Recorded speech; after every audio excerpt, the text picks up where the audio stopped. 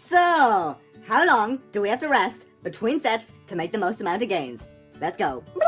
So, I'm sure that you, in the past, have either heard or read someone or something saying, bro, if you want to make gains, you have to rest 60 to 90 seconds. Anything more and you turn into a fat powerlifter. Now, that's all well and good, but is it true? Well, recent research by Mr. Schoenfeld, aka the Bay of Research, shows otherwise. So, let's get into it. So, Oh my god, how did I forget? Sorry. Hey guys, so, Mr. Schoenfeld got well-trained males to weight train 3 days per week, full body sessions for 8 weeks, 7 exercises, 3 sets, that's it. All training variables held constant. But they were split into 2 groups. Group 1 rested 1 minute between sets. Group 2 rested 3 minutes between sets. Results?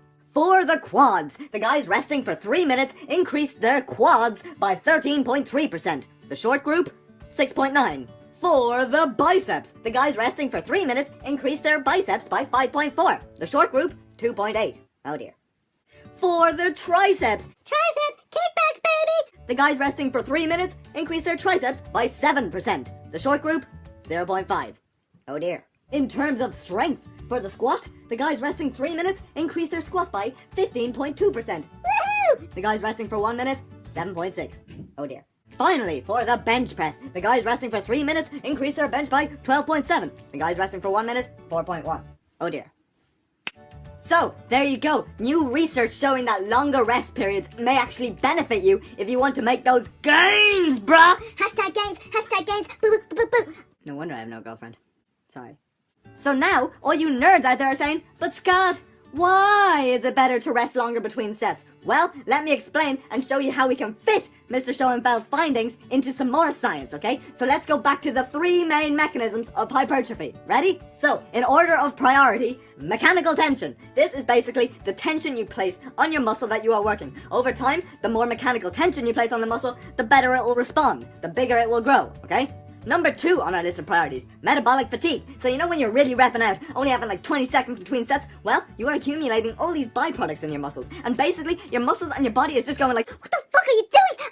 I can't survive this. well, as a result, it gets induced to this stress and it will respond. So, there is evidence that metabolic fatigue is another contributor to hypertrophy. Next, number 3 on our list of priorities, muscle damage. And though this is not essential, if you can damage a muscle, if you can damage the myofibrils, the muscle fiber themselves, over time, if you rest, guys, over time, it'll respond, supercompensate, get stronger, and be able to adapt to the overload that you place it to. Getting bigger, getting smaller, getting stronger, whatever it is. So, now that we know that list of priorities, it's quite clear why Mr. Schoenfeld showed better gains for longer rest. Because if you can go into every set refreshed by resting longer so you have more energy, you can jump straight to number 1 and put more load on the bar, do more reps, do better quality reps. So overall, you are doing more work, you are doing more volume, and we all know that volume is also a contributor of hypertrophy. So if you can rest longer between sets, give maximum effort to every single set, you can lift more, do more, make gains. Easy. So, how can we implement this into your training? Because not everybody has time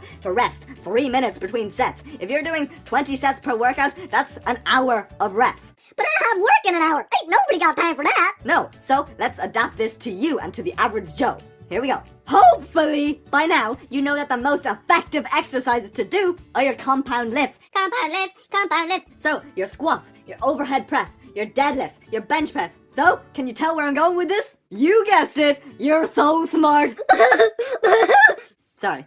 Yeah, so why not implement Mr. Schoenfeld's findings to these lifts? We know that these are the most effective lifts to do, and we know that Schoenfeld's rest scheme of 3 minutes is the most effective rest scheme, so why not merge the two and get the best of both worlds? A whole new world. So, every day you come in and you start with a compound lift and you implement Mr. Schoenfeld's findings. You rest 3 minutes, you give maximum effort to every single set.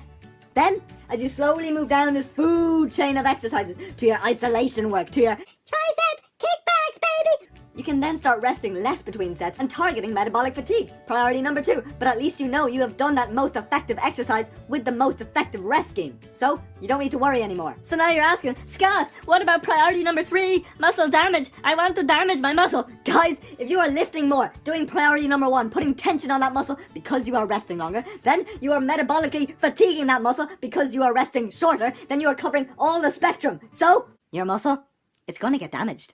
That's right, Shit! Yeah, that's right. Priority number 1 and priority number 2 all relate to priority number 3. It's gonna happen, guys. You're gonna damage a muscle if you're doing number 1 and 2, okay? So, that is the end of the video. Hopefully I've covered the whole spectrum A whole new world!